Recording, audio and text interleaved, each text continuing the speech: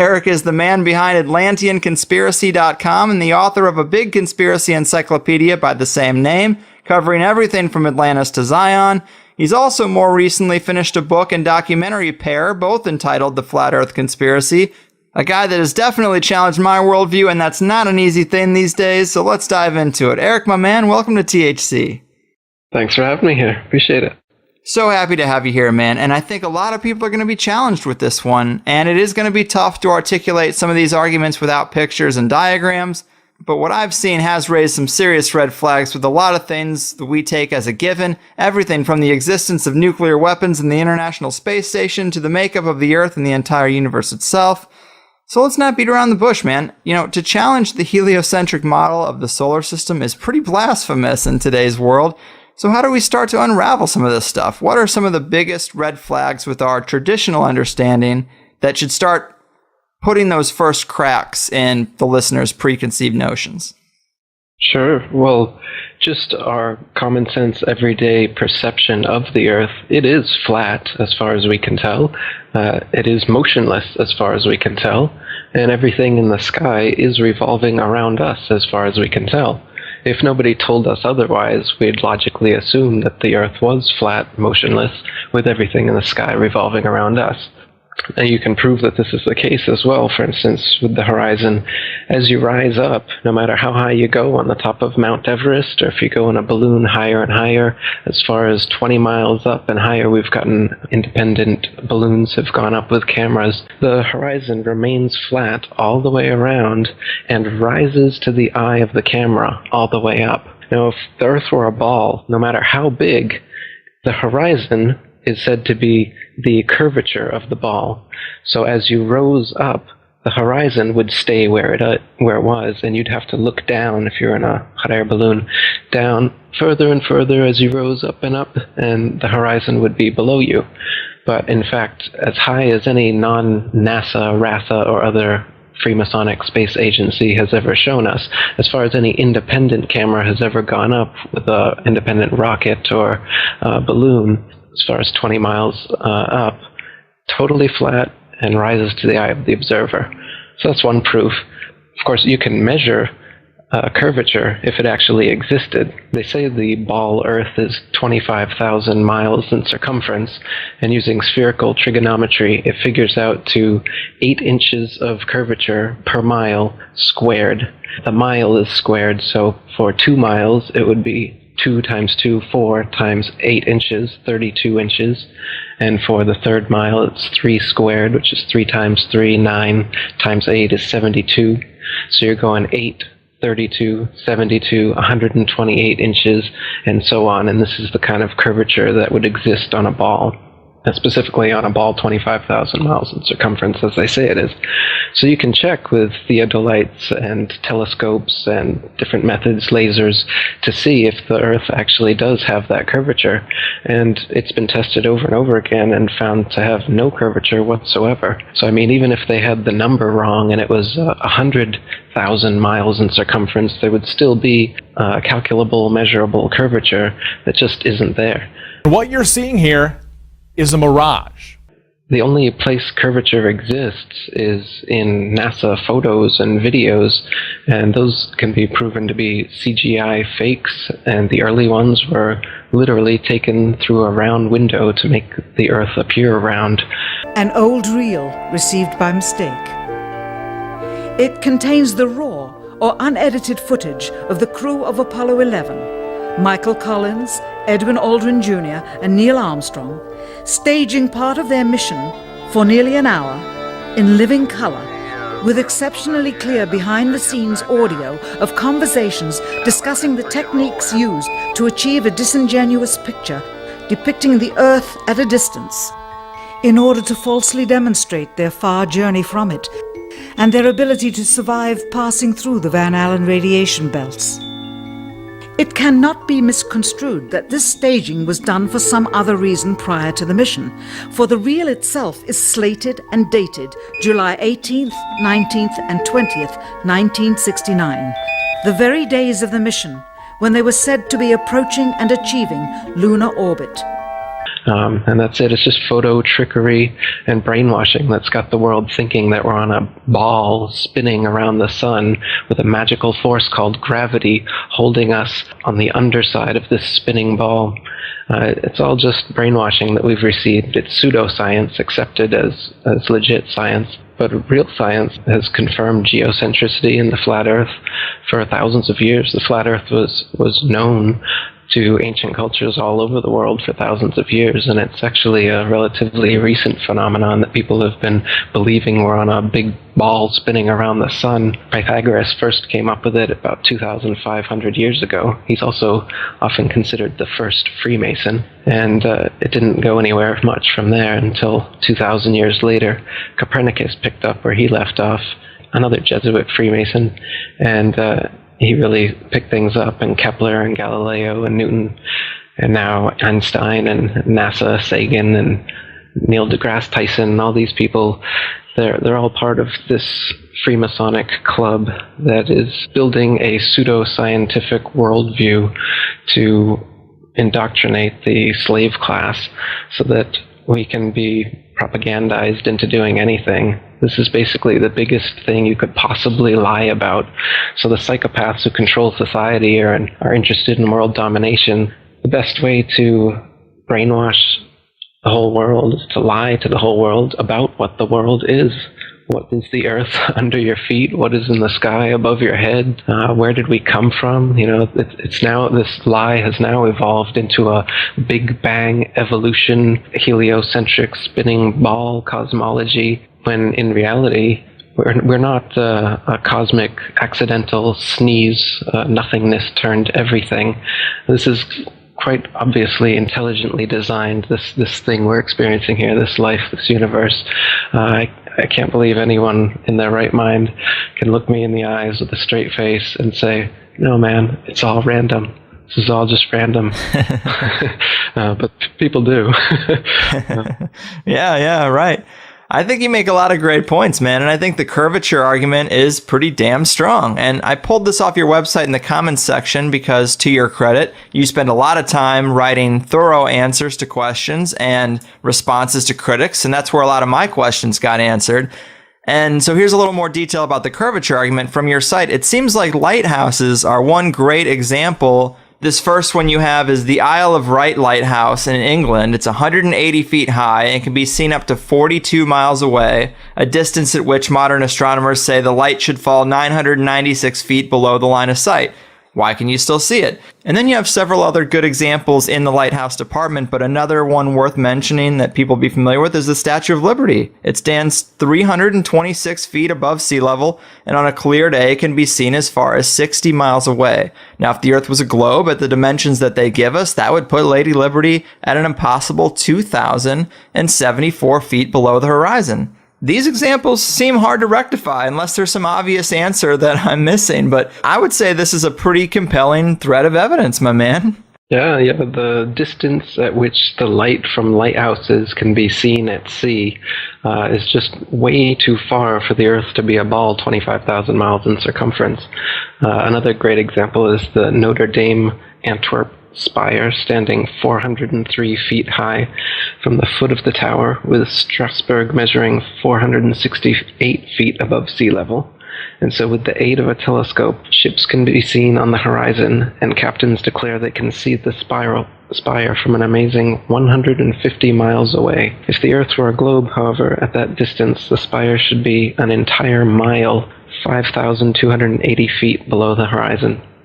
So there's a lot of examples like this where you've got a whole mile, say, that the light should be below the horizon. You should not be able to see it.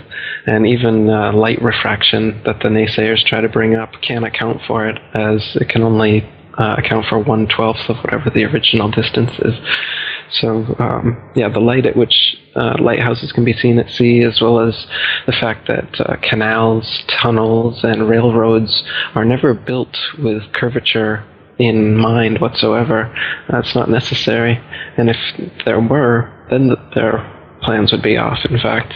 I've got quotes in my book from railroad engineers and canal builders saying how it's hard enough for railroads to make curves horizontally, let alone if we were on a ball and railroads would have to be curving up on the ball. And they give examples of different railroads over the Earth and how long they are and how much curvature they'd have to be ascending and how it would be so impossible for the trains to be able to go up this curve, because trains are made to be on a level. They just can't operate that way. So there's a lot of proofs like that. You mentioned Neil deGrasse Tyson, and one compelling thing you have in your documentary is Neil deGrasse Tyson is on TV and he's talking about the shape of the Earth, and he's talking about how they just discovered now that the Earth is more pear-shaped than it is round. So Earth, throughout its life, even when it formed, it was spinning, and it got a little wider at the equator than it does at the poles. So it's not actually a sphere,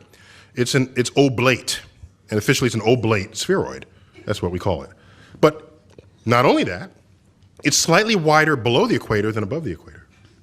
A little chubbier. A little chubbier. Yeah. Chubby's a good way. It's like pear-shaped. Yeah.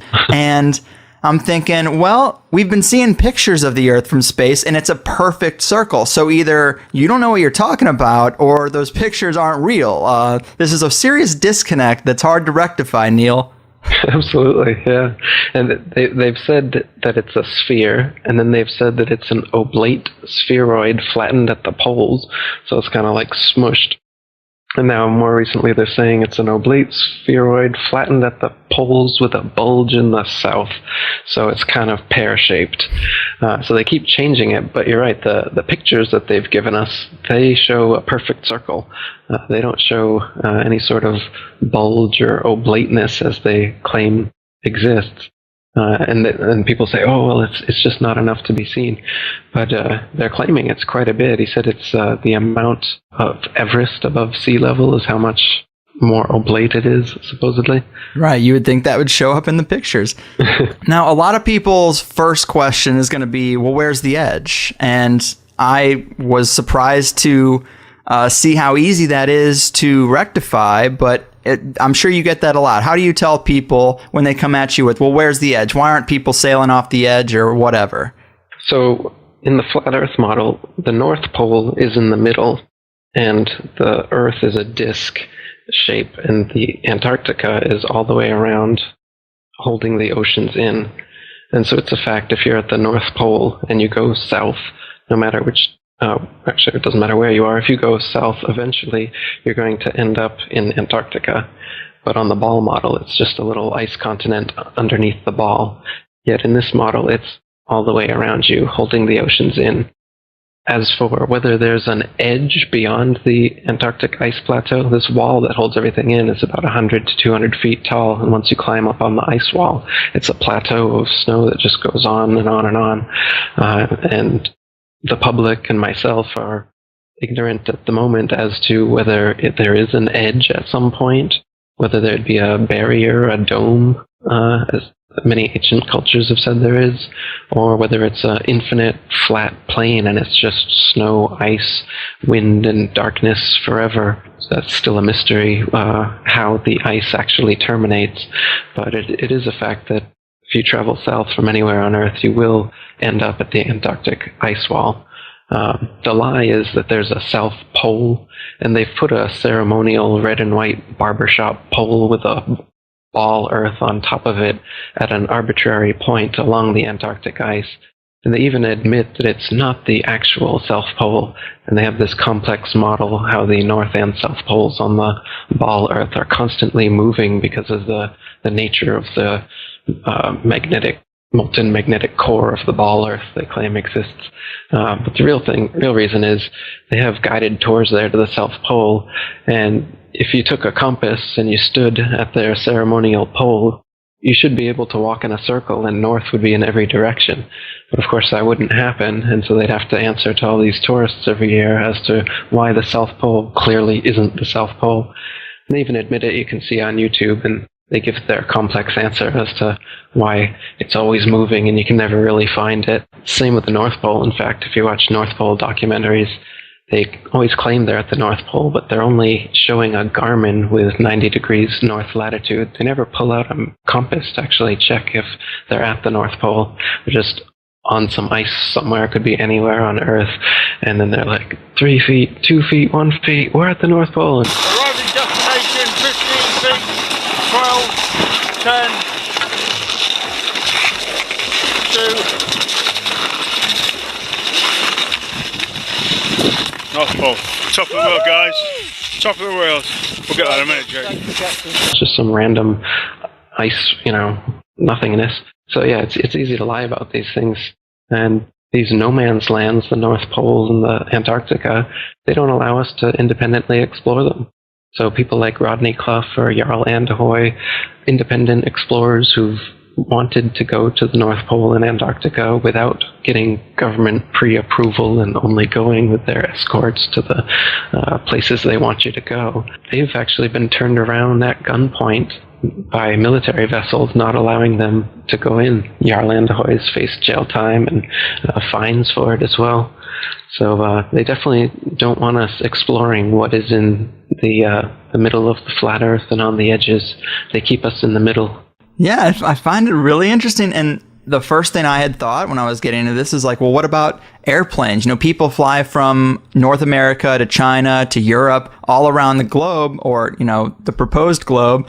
And this is easy to rectify with the model you laid out with the North Pole in the center. When you fly, if you think about the rings on a bullseye, you can fly around it can make it seem like you're going around a ball, but you're really just going around in a circular pattern on a flat plane. And I was like, wow, I never really thought about it like that. And if you look at, well, of course, something we always talk about is hidden in plain sight, symbolisms and corporate logos that they use. And if you look at the UN flag, this is exactly the model you're proposing. And it even has an overlay of like a bullseye pattern that shows you the overlay is exactly how planes would fly around or how ships would navigate around. But it's really odd that the UN flag would take up the exact same composition or damn close to the flat Earth model. Yeah, the UN flag is a flat Earth map. You can look at it. It is not a ball Earth. It's a flat Earth. And the bullseye you're talking about that's over it, if you count the number of holes they've got there in the bullseye, there's exactly 33. So what they've got is a flat Earth divided into 33 sections. And I'm sure you're aware that 33 is a significant occult number, especially among the Freemasons, who are the ones in charge of this whole deception, as I said, from all the way back to Pythagoras, the first Freemason who thought up this ball Earth theory, through Copernicus and Galileo and Newton and right up to today, Neil deGrasse Tyson, etc. So the Freemasons in the UN, the Freemasons in NASA, these are the people who are doing this, and they put their symbology right out there by having the UN flag be a flat Earth divided into 33 sections right in our face. And meanwhile they laugh about the flat Earth. It's got to be the most ridiculed position ever. And you got to think there's a reason for that. Why is the concept of flat Earth or being a flat earther so ridiculed? I have a flat Earth comedy special I made, and you can see Obama saying over and over again the flat Earth, ridiculing them, making jokes about them in his speeches. And I mean, these aren't just off-the-cuff remarks. These are things that are being written into his speeches. So why are they doing this? Why are they making sure that people know that the flat Earth is something to be ridiculed?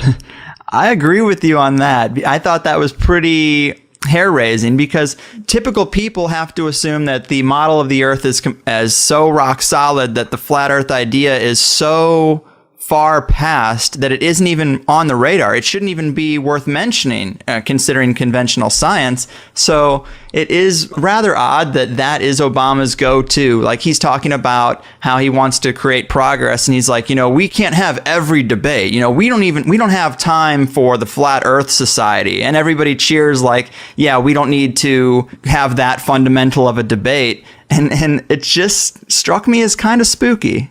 If I say that the world is round and someone else says it's flat, that's worth reporting. But you might also want to report on a bunch of scientific evidence that seems to support the notion that the world is round. We don't have time for a meeting of the Flat Earth Society. they must have been founding members of the Flat Earth Society. They would not have believed that the world was round. Yeah, definitely. So you've mentioned these Masons, Copernicus, Kepler, Galileo, Newton, all the way up to Armstrong, Aldrin, and Neil deGrasse Tyson. So, I mean, if they're holding this secret, this would be the biggest secret possible. So are you putting Freemasons at the very top layer of this power pyramid? No. The Freemasons seem to be the foot soldiers who do all the dirty work. But they're definitely part of a grander scheme involving the Vatican and Jesuits and world royalty and other secret societies. So there's definitely a big network.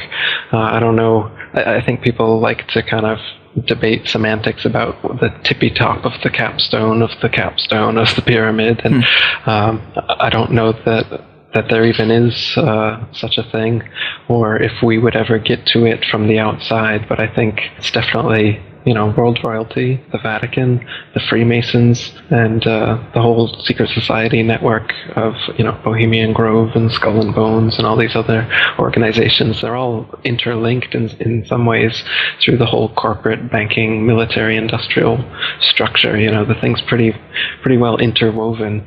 Every country is a tax farm. There's nowhere on earth you can go to get away from paying taxes and obeying government laws, right? So, they make it sound like America and Russia are sworn enemies, or North Korea or Iran or whatever. They're always giving us boogeymen, but the real boogeymen are all the governments and the people who work for governments. They're all mafia organizations in the sense that they couldn't exist and wouldn't exist if it wasn't for the violence and coercion they use to steal tax money from their populations. Whether it's a democracy, socialism, communism, fascism, every ism involves taxation, forced stealing money from the population to fund the bureaucracy that continues stealing money and writing laws and imprisoning the population, and then making more money off of imprisoning the population, as they do in America with the private prisons, and profiting off the inmates' labor and whatnot. So they've got a big profit margin going here for this scheme, and it's really well interconnected. And to debate about the tippy top all the time, as many conspiracists like to do, I think it's more important to just see that this is a huge network, and it encapsulates literally everything that the conspiracy encyclopedia, has. Yeah. Great points, man. I don't think anyone would disagree with that here. You talked about Antarctica, of course, and people going there and getting turned away at gunpoint. But what about, say, the early explorers? Do we get any indication that the composition is the way you've described from the early explorers who tried to get down there or tried to sail around Antarctica or anything like that? Yeah, the early sailors that went to the Antarctic, like James Clark and Captain Cook, they spent years trying to find an inlet into the Antarctic ice. On the Ball model, it's supposed to be only about 12,000 miles around the Antarctic ice continent, but on the flat Earth map, it would be much bigger than that. And in reality, when you sail around it, as I said, it takes 3 or 4 years, and they weren't going in a straight line, but they were chartering 50 or 60,000 miles around as they were trying to find an inlet into the ice wall, never able to find one. Yeah, and you also have, and this is another quote that I pulled off your site, a guy named William Carpenter. He says, "Yes, but we can circumnavigate the South easily enough," is often said by those who don't know. The British ship Challenger recently completed the circuit of the southern region indirectly, to be sure, but she was 3 years about it and traversed nearly 69,000 miles, a stretch long enough to have taken her 6 times around the globular hypothesis. Which is interesting because you can then visualize someone trying to get around this island they have in their head, this big island of ice, this big continent of ice, this idea they have in their head, and they're trying to get around it by just going the same direction. And if you picture it in the flat Earth model, you can visualize how they would just be bumping into the edge all the way around until they got back to kind of their starting point, and then they'd go back up north and be like where they were. And to them, they think they went around a big continent, but they did exactly the opposite and went on the inside of a giant edge. And I thought that quote was pretty interesting. Yeah, another thing those early explorers found is that they were always outside of their reckoning every day as far as how far they should have traveled on their maps. So they were an average of 12 to 16 miles, sometimes as much as 29 miles out of reckoning. Lieutenant Charles Wilkes, commander of the United States Navy exploration expedition to the Antarctic in 1838, spent almost 4 years going around, and he was writing in his journal how every day he was sometimes up to 20 miles in less than 18 hours out of reckoning. And so they always have to chalk it up to water currents or some sort of thing like this, but they're consistently out of their reckoning because the flat Earth, of course, is much bigger in the southern so-called hemisphere than the ball Earth would be. So the maps that they're using are all assuming the ball Earth. They're flat maps, by the way. They use, it's called plane sailing is the most common used navigation method, which is done assuming the water is a plane, as it actually is. The natural physics of water proves that all the surface of water on Earth is a plane, by the way, because, as you know, water will always find and maintain its own level. So if it's dammed up and then released, it will rapidly rush off in all directions until it remains level. Yet they say that we're on a big ball here, and the oceans are all convex, somehow held on to the Earth through the magical force of gravity, yet we can see with our eyes, and we know through physics, that water maintains and always is level. Yeah, that's a compelling point. And you did bring up earlier that the horizon always looks flat, and I think most people would say, well, that's a perspective issue. That would be the argument, the typical argument. But if you haven't seen it, people should look at it. You're right about the idea that there's people who have attached cameras to balloons, just independent people who've attached a high-def camera to a balloon, sent it up as high as they possibly could just to get that footage, because it is interesting to do. And you are right, as far high as it goes on any of these videos that I've seen, I'm a little surprised that you never see a curvature. Even thousands of feet up, you don't see that curvature. It's a little odd. You'd expect to see it.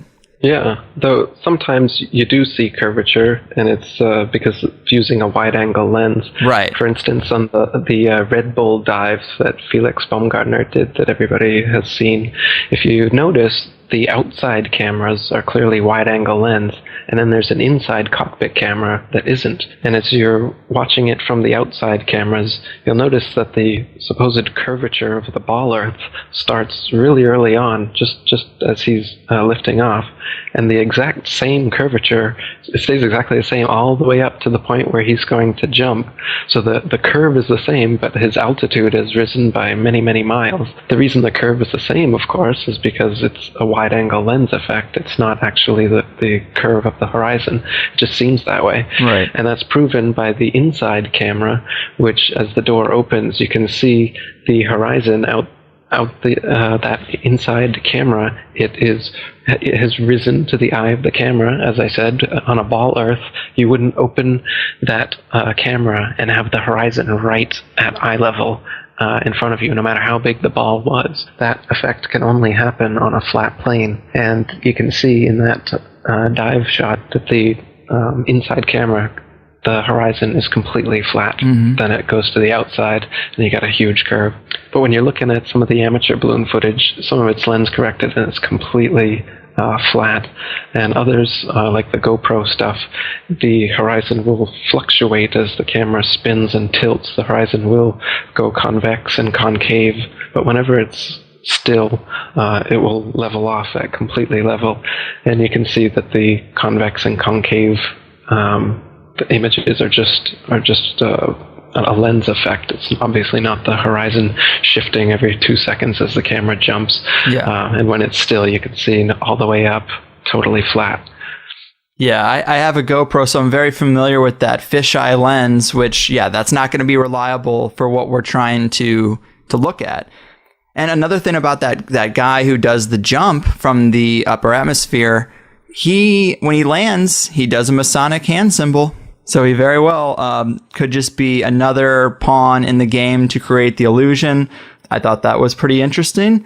Let's see. Another big issue that people are going to have is we're told we have tens of thousands of satellites orbiting the Earth for GPS systems, cell phones, military radar, navigational equipment. How do we rectify that? Yeah. Well, and they also say that there's an International Space Station out there, and there's a Hubble telescope floating out there taking wonderful CGI Photoshop pictures that they send us back with their amazing 400-mile outer space internet connection to the Hubble Space Telescope. And now the internet space connection has gone to over 1 million miles with the new Rosetta mission. Have you seen that one? Mm-hmm. The CGI Photoshop pictures from that are just wonderful and well worth the billions of dollars we're spending to get them. Yeah, so the illusion is that there's a space station and satellites and telescopes just floating out there in infinite space. But you and I know that no matter how high you go, you come right back down. Whatever goes up must come down. The illusion is that at some point, if you go high enough, this gravity they claim exists that pulls you back down to the Earth, suddenly just you pop out of it and into the vacuum of space. Now, the vacuum of space can't exist because it's connected to the non-vacuum of the atmosphere in Earth and all the other supposed planets that exist. So a vacuum must be a closed system. But they claim space is a vacuum and space is an open system. So it's philosophically impossible for space to be a vacuum. And the way that they fool us into thinking that this actually is plausible is threefold. First way they do it is in zero-G planes, which are Boeing 737s that do parabolic maneuvers that have a free-fall illusion, a free-fall effect rather, that happens for about a minute, where you can be floating in these planes. And that's how they get this outer space look, like you're floating in outer space. The second way is through wires, harnesses, and green screen for the longer shots. In the ISS, for instance, they do that. And the third way, for like the outside shots they do, are in pools. They're actually underwater. And this is confirmed by the fact that there's bubbles rising in the pool in a lot of their shots. And people on YouTube have dissected a lot of the ISS and other supposed space footage and all the space bubbles that are coming out of their helmets. Some people are even wearing scuba gear. They found that as well. So that they fake these zero-G illusions by being in water, by being in zero-G planes, and by being in harnesses in front of a green screen. And that makes us think that it's possible that out there in space you could just be kind of floating around like they show us in the movies. But as far as we'll ever know, as far as you or I would ever know, we go as high as we can in a plane or a balloon or a rocket, and we come right back down. Even the rockets they send up, if you're honest about it, you'll notice that they don't go straight up. All their rockets start a parabolic curve, they start to arc over, and the ones they claim are successful are the ones that go out of view before they come all the way back down. And if anybody asks, why do they always curve over like that? They just say that they're going around the curvature of the ball Earth, and they'll reach escape velocity soon. And at some point, they'll just pop right out of the gravity, and then they'll be floating, which is another problem, because if you were in a vacuum and you were using rocket thrusters or anything to thrust yourself forward, you wouldn't go forward or in any direction you wanted to. You just spin wildly out of control like a gyroscope in 360 degrees in 3 dimensions, spinning wildly. You don't go anywhere that way. So the whole idea of space travel is a big joke. It's all science fiction. Yeah, the other thing I thought was really compelling about the satellites is you talk about just go on Google and do an image search for satellites. A lot of the stuff you see is going to look pretty archaic considering modern technology because they've been using the same model for so long. But almost everything, well, if this model is to be true, it would have to be everything. But everything you see looks CGI, or it looks like a little computer graphic of a satellite. Where are the pictures of Earth with 20,000 satellites orbiting it? If we have an International Space Station, can't you get a photograph that has all these little dots that should look like lice all around the Earth's outer atmosphere. That's one issue, but also the temperature. They tell us the thermosphere is 2,000 degrees Celsius. Well, what metal is going to be able to withstand that kind of heat? What computer can survive in that environment? Yeah, that's right. Those are two more good points for why satellites, well, we shouldn't just assume that these things exist just because people say they do. If you want to be scientific and you want to be a real skeptic, you want to be a critical thinker, then you should only accept things that you can verify with your senses and with evidence yourself. So, people think it's crazy to believe that satellites don't exist. But really, it's crazy to believe that satellites do exist when you have no evidence and can never verify it for yourself. Just like these space programs and space telescopes and all these other things that we will never confirm. As far as we know, if I go up on a plane and I jump out, I'm coming back to Earth. Doesn't matter how high I go, I'm not going to start floating at some point like they claim happens, and has to happen if there are satellites out there. But as you said, if you look at the pictures of satellites and the pictures that these satellites are supposedly taking, they're all CGI. The satellite itself is fake. The pictures of the Earth look like cartoons. They claim almost all of them are composites, which is their word. They say that they receive ribbons of imagery from satellites, which is their term they use to tell us, why we don't just get a friggin' photograph. So they say we get ribbons of imagery, and then they have to splice the ribbons of imagery together in Photoshop. So they even admit, NASA workers themselves have admitted that they have to use Photoshop on the satellite images. It's just how the data is received, and so that's how it is, man. Yeah. NASA's Rob Simon made this. Simon's job is... It's primarily taking data and making pictures out of it. That's what this is, a composite of data sets from several different instruments translated into a picture. So we actually had to take clouds out. They stashed the clouds for later, went onto the ocean. That came from an instrument that measures phytoplankton in the sea.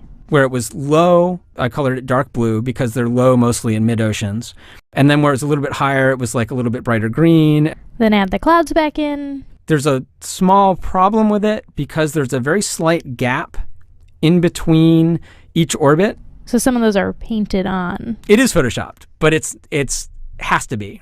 Then there was another layer to sort of simulate the atmosphere. And then there's this little bright spot. It's called the specular highlight. So it's the reflection of sunlight off of water. Those are the pieces, but you can't just slap them all together. It just didn't look realistic. It looks kind of flat, or the clouds are sort of too see-through. So I just hit Command-Z a lot. There's artistry to creating the world. What I imagine it to be. Unfortunately, I'm not an astronaut. I've never been to space. But I've looked at these images over and over again, trying to sort of get the essence of it. It is photoshopped, but it's has to be. It is photoshopped, but it's has to be. It is photoshopped, but it's has to be. It is photoshopped, but it's has to be. What about, say, longitude and latitude navigation? How are we having whole industries of pilots flying around and no one's really catching on? Yeah, here's a good question. Why don't pilots catch on to this fact? If the Earth was truly a sphere, 25,000 miles in circumference, curvating 8 inches per mile squared, a pilot who wanted to simply maintain their altitude at a typical cruising speed of 500 miles per hour would have to constantly dip their nose downwards and descend 2,777 feet over half a mile every minute. Otherwise, without this compensation, in an hour's time, the pilot would find themselves 166,666 feet, 31.5 miles higher than expected. You just end up flying off into outer space if you weren't constantly dipping your nose down to fly around the ball. And so, like I said, if at the typical cruising speed of most planes, you'd have to be descending a half a mile every single minute. And this never happens. I've talked to pilots. Once you get to your cruising altitude, the artificial horizon maintains level. It don't touch the controls, just keeps on going. And so, the reason pilots don't figure, I'm sure some pilots figure it out, and then who are they going to tell? They're just like everyone else. Everyone else is so brainwashed that They don't think of it. And if they do, I've even heard some explanations. They claim that, they say the atmosphere, they say the Earth is spinning over 1,000 miles per hour, and that the atmosphere is also dragged along with it. So then if some pilot says, hey, why don't I have to course correct downwards all the time? Their explanation is that this atmosphere that's being magically dragged with the spinning ball Earth also magically course corrects planes so that they stay at exactly the same altitude because they're in that atmosphere, that magical atmosphere that helps you curve around the ball Earth, man. They've got explanations for everything. Mm-hmm. And we're told that the Earth is spinning at 1,000 miles per hour, which is awfully fast, but yet, let's say a helicopter cannot just hover in the air for 12 hours, start in St. Louis, Missouri, hover for 12 hours and land in China with the Earth spinning below it. And that is what, I would first think would be the situation. But then we're told because we're in the sphere, it all moves relative to itself and you don't notice those changes. And see, I'm not a physicist, I'm not a pilot, and so it's hard for me to really play devil's advocate for their position. But I think about if you're in a speeding car going 90 miles an hour down the highway, you can play catch with the passenger and it feels like you're stationary. Or like if an ant is crawling around on your dashboard, whether it's going with the grain of the car or against, it doesn't really notice that effect. So it's like, I guess I would think that the atmosphere would have the same effect as the encapsulation of that vehicle moving at a fast speed. To the people inside of it, they don't notice. And I guess that's the argument. But do you find flaws with that argument? Yeah, because once again, it's explaining away your common sense and your experience, which is that you're not moving whatsoever. And so they say, yes, you are moving, silly, but you're just moving at such a constant velocity that you don't notice it whatsoever. Now, even if you're in the best Rolls Royce over the best tar, smoothly going, you close your eyes, I can still tell I'm moving, and that's not going 1,000 miles per hour. That's just going 50 or whatever we're talking about here. Right, let's see what we've got past. Okay, let's keep it at 20. Ready? Bear in mind we're 4 ahead of time.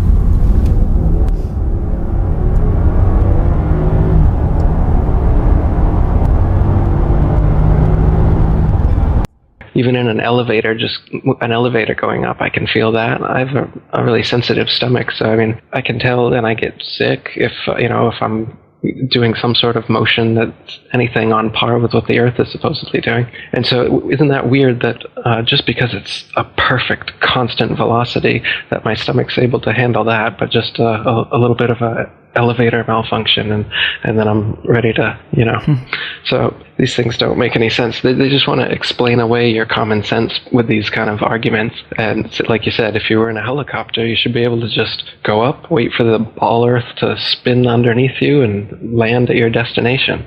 But of course, the atmosphere spins with the ball Earth, so that doesn't happen.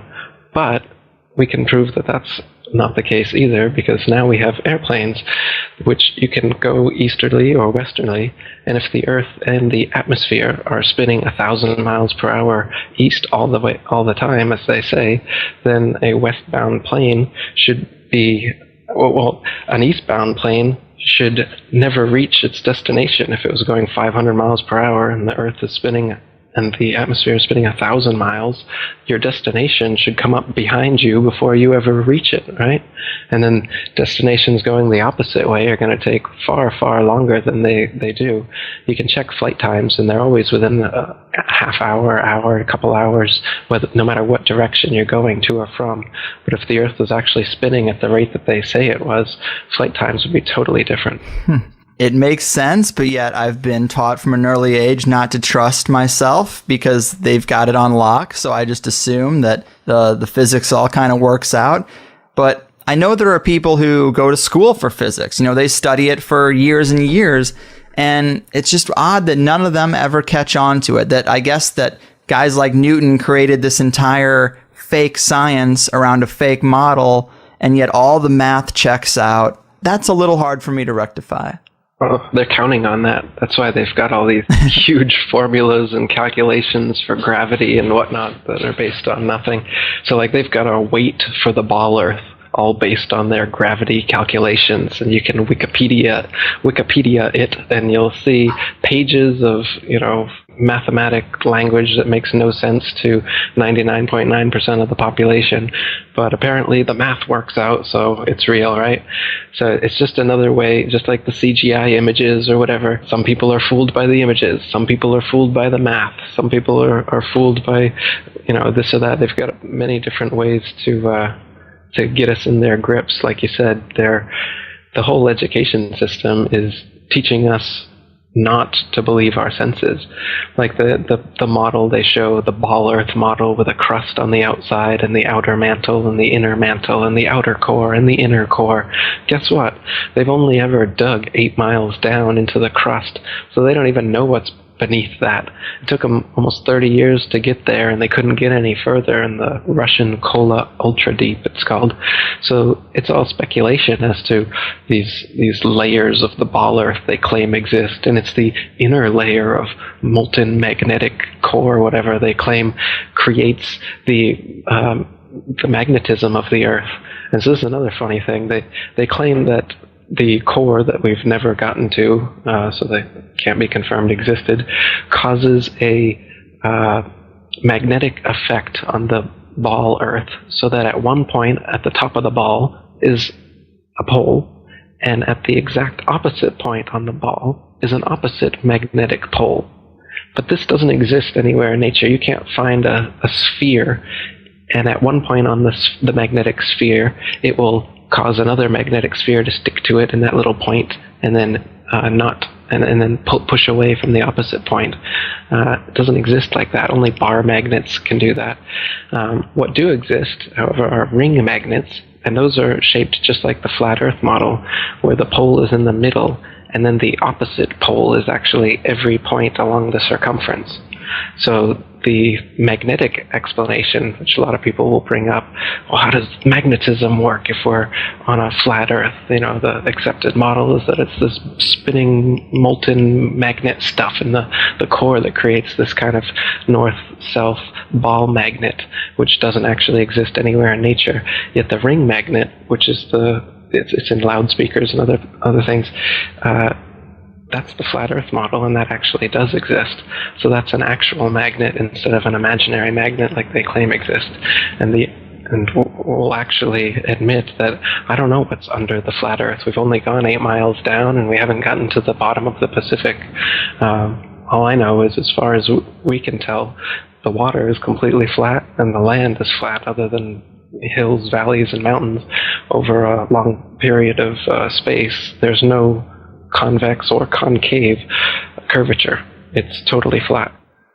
Yeah, and I guess you could say science is designed exactly how economics and taxes are designed. The increasing complexity makes it so the average individual just has to trust the experts. You can follow it to a certain point, but then most people say, well, that's a little bit beyond me, but there's experts out there. They know what they're doing. I'm sure that this fractional reserve banking system, this debt-based system of rule is just fine. I'm sure the taxes I'm paying are totally fair. They've got the code. They got the big book. They wouldn't overcharge me. They wouldn't, pull any scams on me. And you could apply the same thing to, of course, science, but it's just, to what degree? This is a really far out degree. That's right, yeah. I mean, our eyes and experience tell us the Earth is flat and motionless, and everything in the sky revolves around us. But when we cease to believe our own eyes and experience, we have to prostrate ourselves at the feet of these very pseudo-scientists who are blinding us, treat them as experts, astronomical priests who have special knowledge only they can access, like the Hubble telescope. So by brainwashing us of something so gigantic and fundamental, it actually makes every other kind of lesser indoctrination a piece of cake. Earth being the flat, fixed center of the universe around which everything in the heavens revolves gives a special importance and significance not only to Earth, but to us humans, the most intelligent among the intelligent designers' designs. By turning Earth into a spinning ball thrown around the sun and shot through infinite space from a godless Big Bang, they turn humanity into a random, meaningless, purposeless accident of a blind, dumb universe. So it's like trauma-based mind control, beating the divinity out of us with their mental manipulations. People are always asking, why do they do this? Other than the obvious profit margin motive, NASA being the biggest black budget black hole in existence, sucking in over $30 billion taxpayer money for the fake moon landings alone. Nowadays, hundreds of billions of dollars, and not just NASA, but RASA and all the other fake space organizations around the world, giving CGI images for hundreds of billions of dollars. So this modern atheist Big Bang heliocentric globe Earth chance evolution paradigm spiritually controls humanity by removing God or any sort of intelligent design and replaces purposeful divine creation with haphazard random cosmic coincidence. And so by removing Earth from the motionless center of the universe, these Masons have moved us physically and metaphysically from a place of supreme importance to one of complete nihilistic indifference. If the Earth is the center of the universe, then the ideas of God, creation, and a purpose for human existence are resplendent. But if the Earth is just one of billions of planets revolving around billions of stars and billions of galaxies, then the ideas of God, creation, and a specific purpose for Earth and human existence become highly implausible. So by surreptitiously indoctrinating us into their scientific materialist sun worship, not only do we lose faith in anything beyond the material, we gain absolute faith in materiality, superficiality, status, selfishness, hedonism, and consumerism. If there's no God and everyone's just an accident, then all that really matters is me, me, me. So they've turned Madonna, the mother of God, into the material girl living in a material world. Their rich, powerful corporations with their slick sun cult logos sell us idols to worship, slowly taking over the world while we tacitly believe their science, vote for their politicians, buy their products, listen to their music, watch their movies, all sacrificing our souls at the altar of materialism. Touche, my man. It's a big deception. I'd say it's the biggest cover-up and conspiracy in history. We've been completely deluded for 500 years. Not everybody, but nowadays it's pretty well advanced. Yeah. Most of the flat Earth material you'll find still in existence is from the 1800s, and there was quite a debate going on then. So there's still quite a few people unconvinced of the spinning ball theory back then. But nowadays, with NASA and all the photo and videos that they give us, people don't really look too much further for evidence, as they assume that that's all real. Right. Obviously, it is a huge can of worms, and there's so many things, so many arguments. People say, well, what about, the planets? Are the planets are all fake? Yeah, there's a lot of things that our science has told us that are built off of the heliocentric model that they've given us. And I think that if there's any unanswered questions by the time we're done here, if people go online and take their question and they look it up on either the comment section of your website, or I was very surprised to see how many people really are questioning the heliocentric model online. I thought it would be far less, but if you take the question you may have and you ask it to the so-called experts on the idea, they will have an answer for you. And I guess I would say challenge yourself to try to stump one. Challenge yourself to try to come up with something that they can't explain, and then say it's bullshit. But until then, maybe you should keep an open mind.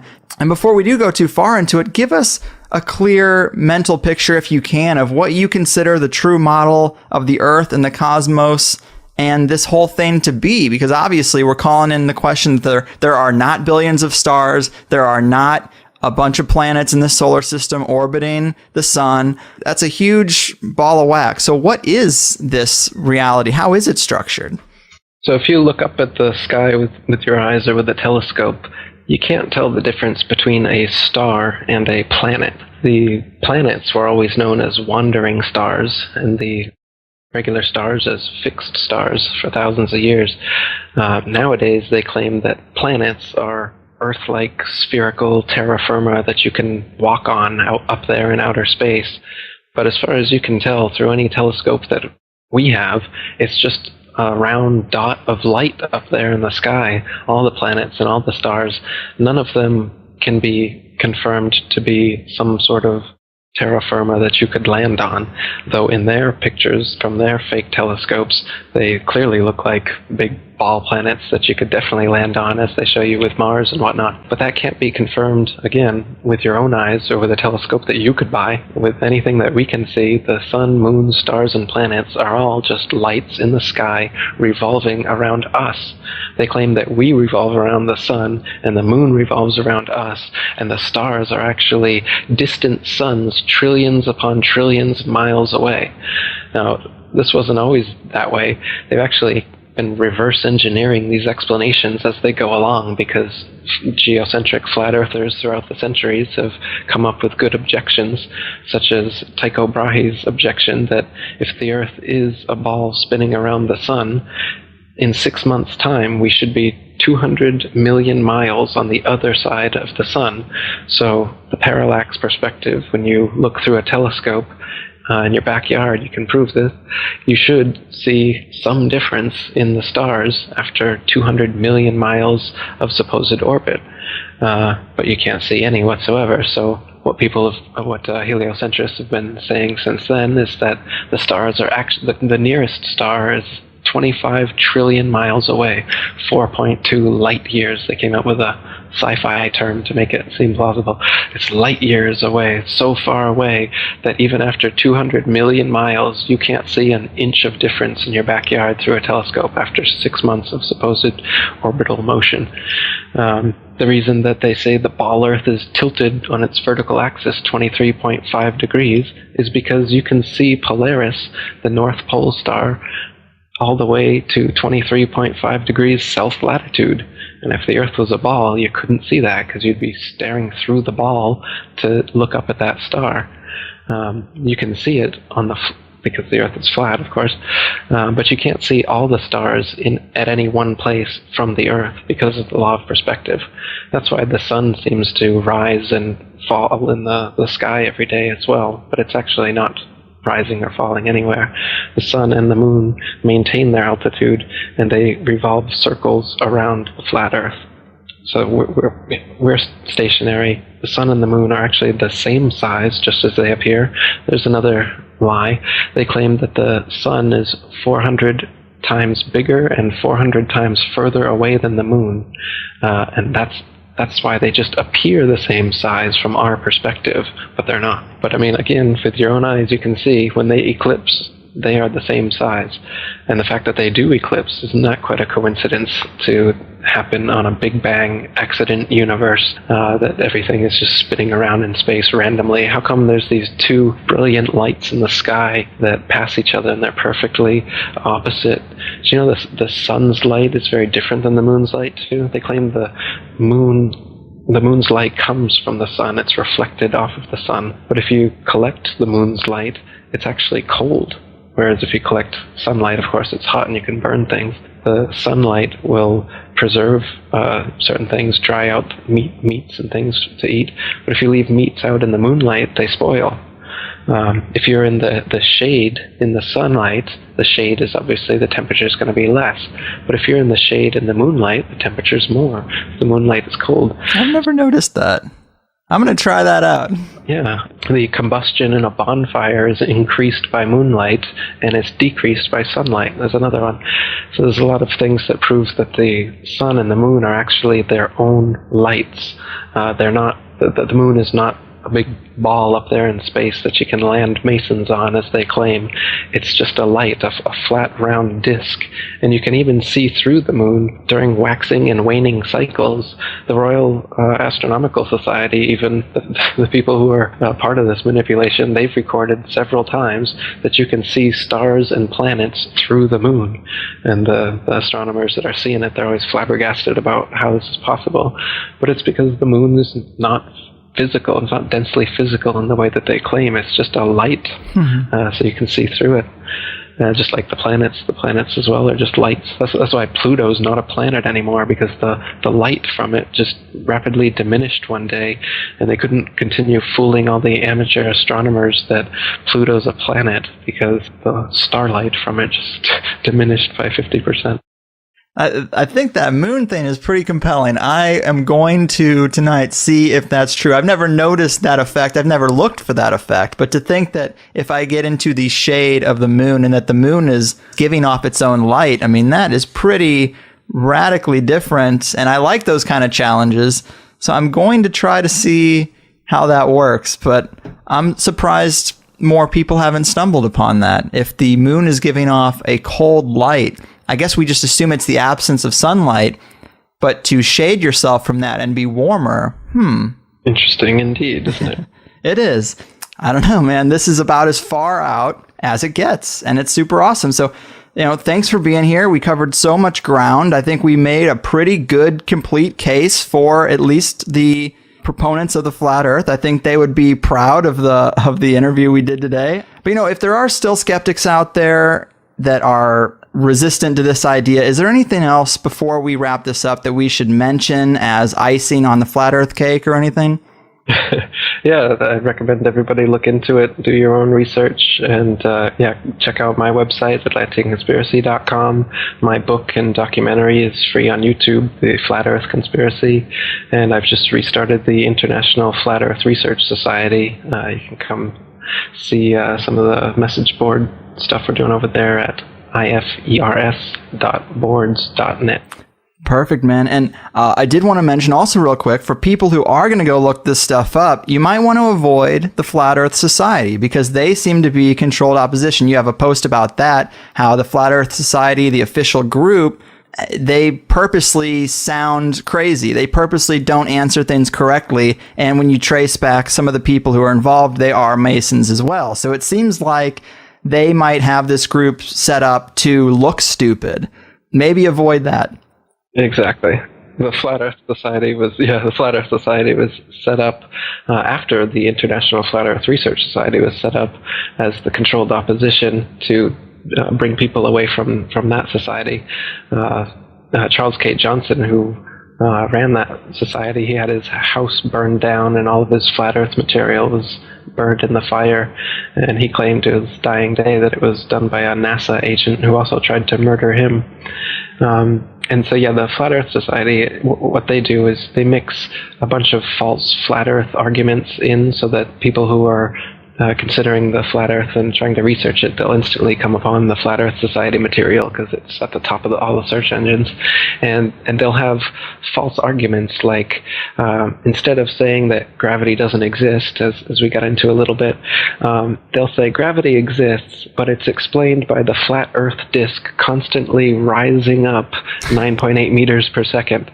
And so you can imagine, instead of you falling, the flat earth is rising up, and that's what happened. Right. But again, this is a silly argument. If that was the case, then sustained flight would be impossible, and the flat earth would be rising up into planes and helicopters and stuff, crashing into them.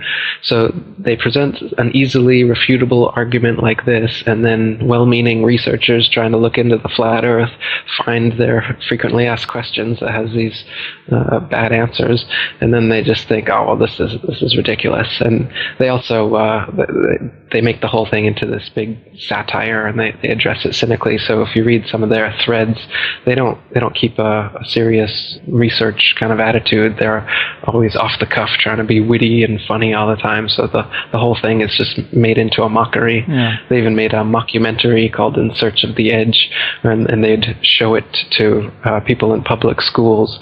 They'd show it to kids, and then afterwards they'd ask them if they believed it. And then if the kids believed it, they'd then give these worksheets showing why it was wrong and that the Earth definitely isn't flat, and here's why, and then they'd start a big ball Earth unit based on it.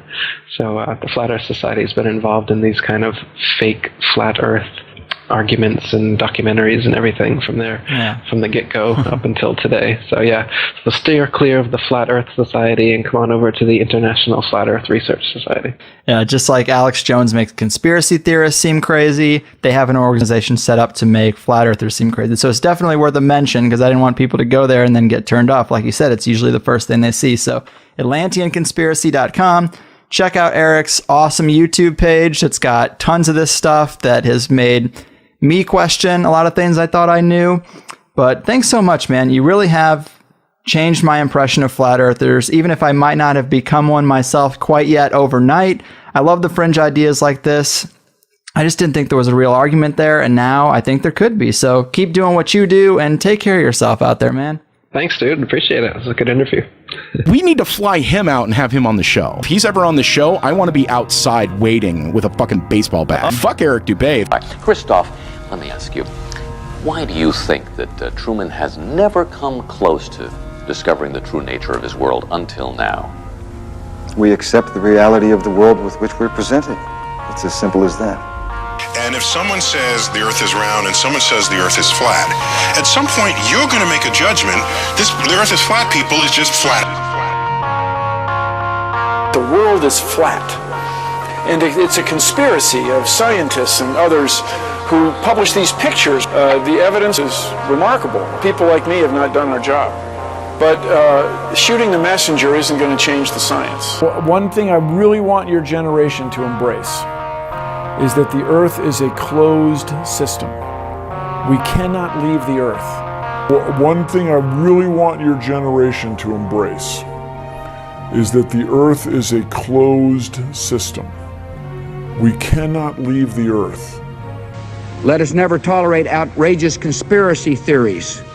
Right now, we only can fly in Earth orbit. That's the farthest that we can go. And this new system that we're building is going to allow us to go beyond and hopefully take humans into the solar system to explore. So the moon, Mars, asteroids, there's a lot of destinations that we could go to, and we're building these building block components in order to allow us to do that eventually. Hi, my name is Dalton Spurlock, and my question is for Kate. Why is it not possible to physically land on or explore other planets? Well, it is physically possible. We've sent humans to the moon. The United States has proven that we can actually land people and a large amount of equipment on another body.